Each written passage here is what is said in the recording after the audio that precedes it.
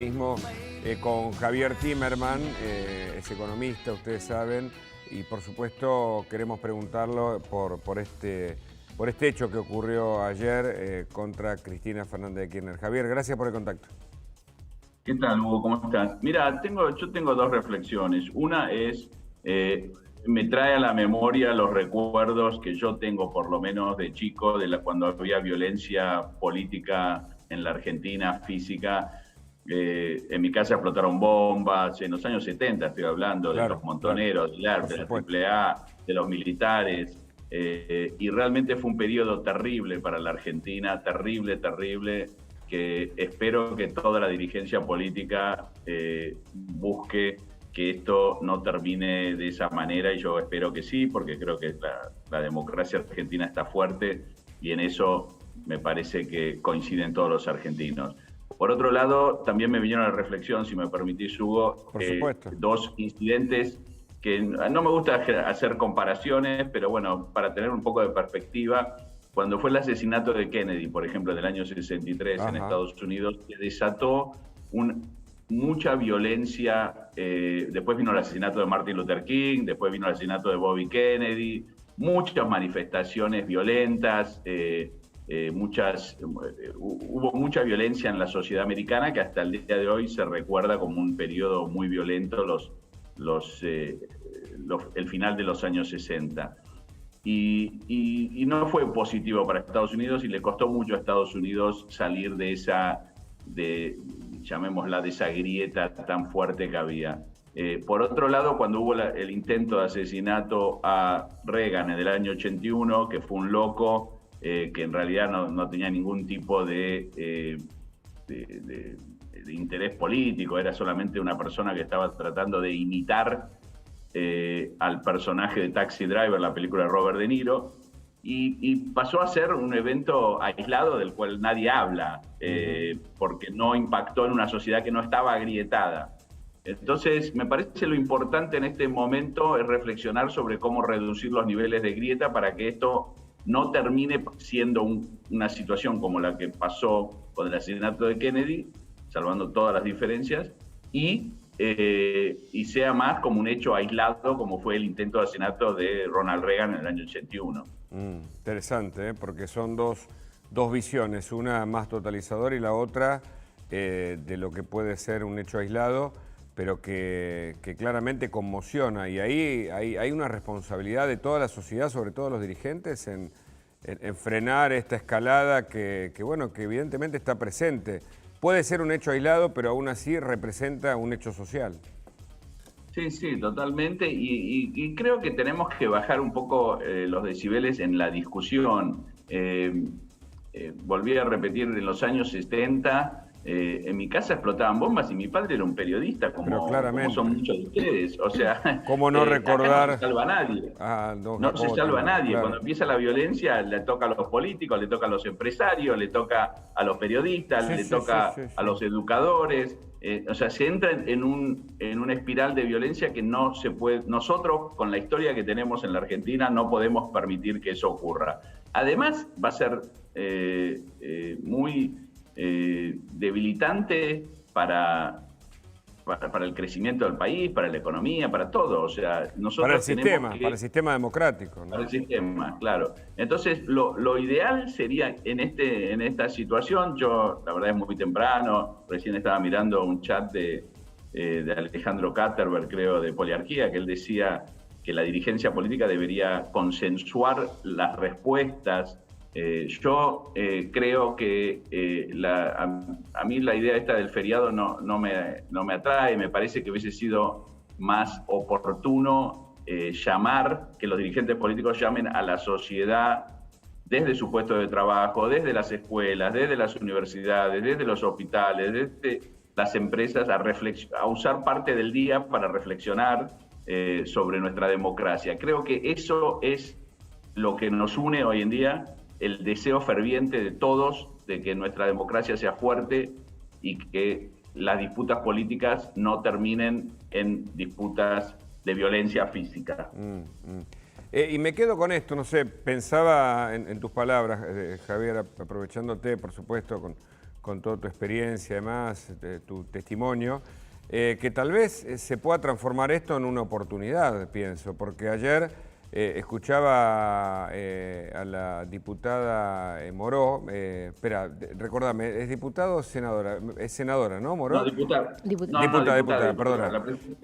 Hablar, y en una de sus palabras, la vi en vivo, le agradeció a la oposición su rápida reacción, creo que ahí todos estuvieron de acuerdo, y me parece que es importante, digo, es un escenario que también podría permitir determinados acuerdos políticos que vayan más allá de lo estrictamente coyuntural, sobre todo por esto, ¿no? A 40 años, a meses de los 40 años de la democracia, que no son 100 años, son 4 décadas, que parece mucho, pero no sé si son tanto.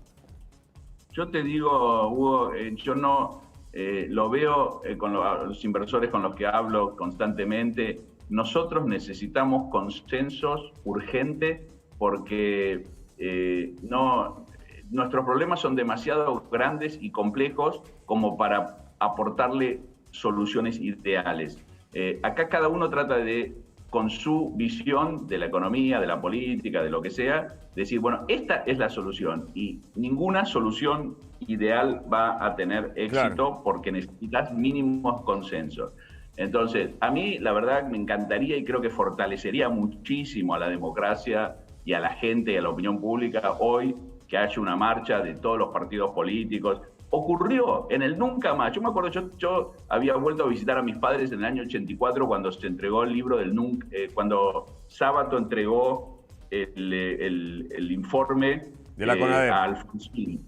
Y hubo una manifestación de todos los partidos políticos. Pero claramente. Yo me acuerdo que claramente.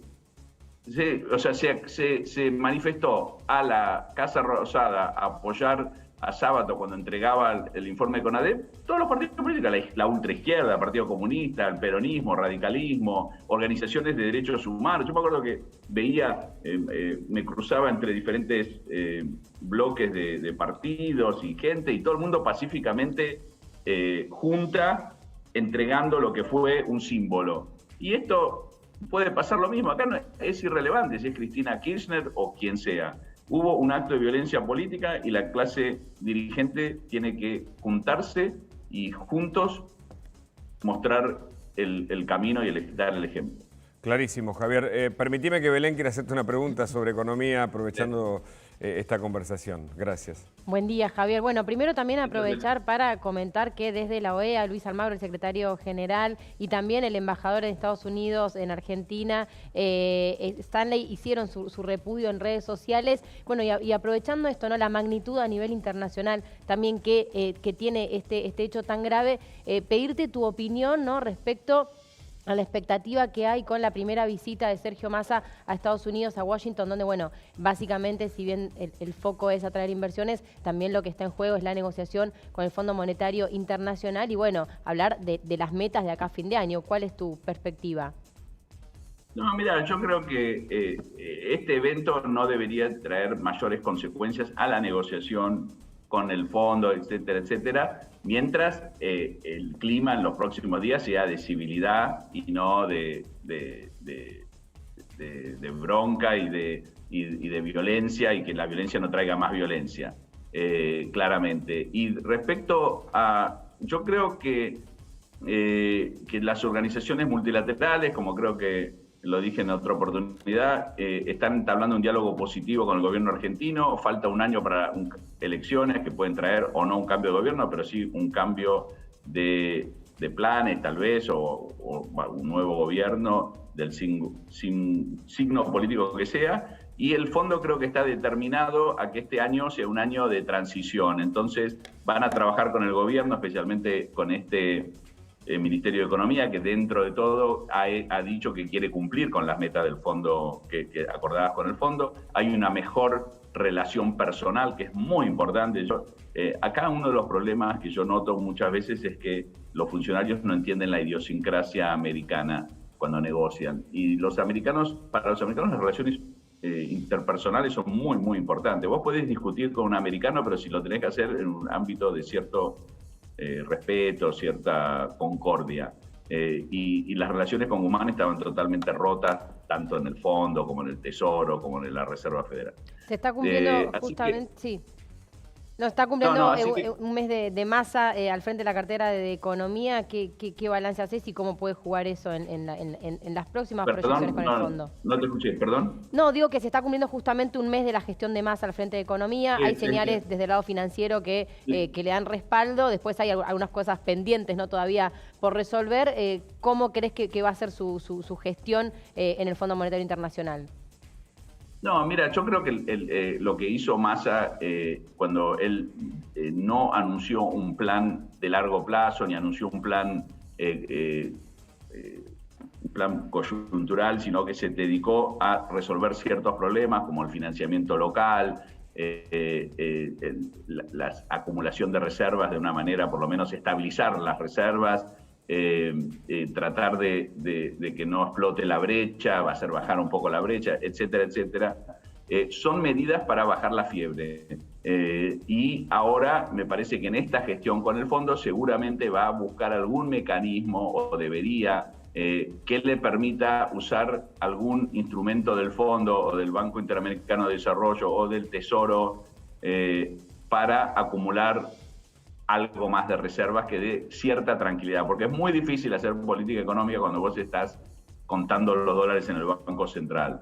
Entonces, me parece que el foco va a ser ese, justamente recibir un empujón por parte del Tesoro y del Fondo y ver si hay algún tipo de línea de crédito que quedó de la época de la pandemia. En la pandemia, las multilaterales recibieron un montón de dinero en diferentes planes y bueno, a lo mejor hay algo de ahí que pueda el gobierno argentino manotear de alguna manera para incrementar las reservas, que le dé más tranquilidad. De todas maneras, creo que las soluciones van a venir únicamente con reformas estructurales que la Argentina necesita de una manera urgente. Todo lo que tiene que ver con la calidad del gasto, con el nivel del gasto, con los impuestos para que sean progresivos y que de alguna manera incentiven la producción y la inversión, y obviamente leyes laborales que fomenten la inversión.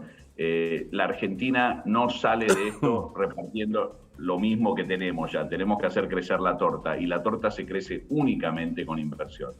La última, Javier, por tu experiencia, ¿este tipo de hechos políticos repercuten en la economía y de qué manera?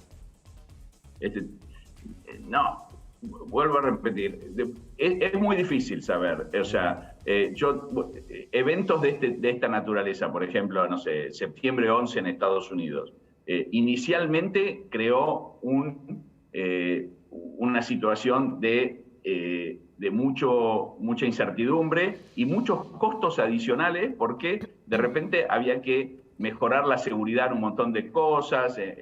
Fue un costo muy fuerte para la economía, se sintió, y por eso Estados Unidos entró en un cierto proceso de recesivo, un poco, ya venía en una situación difícil, pero bueno, el hecho de que la seguridad de repente pasó a ser un costo adicional. Es muy importante en la Argentina, me parece, no entrar en eso y poder realmente hacer de esto un hecho aislado. Mientras sea un hecho aislado, donde toda la dirigencia política realmente se une en el repudio, pero también, más que en el repudio, es fácil repudiar, pero también en buscar soluciones consensuadas, no va a tener un impacto, porque creo que se lo va a poder tomar como un hecho de cierto aislamiento, etcétera, etcétera. Ahora, si esto termina en una confrontación, oposición, gobierno, que puede alterar o tener consecuencias impredecibles en las elecciones del 23, donde hay un modelo y otro totalmente opuestos, donde están realmente luchando por el destino del país de una manera agresiva, me parece que eso va a parar todo y va a dificultar. Depende un poco de la madurez de la clase política. Hoy, un día después, se puede bajar los mercados, subir los mercados. No me parece relevante. En los próximos días vamos a tener más claridad.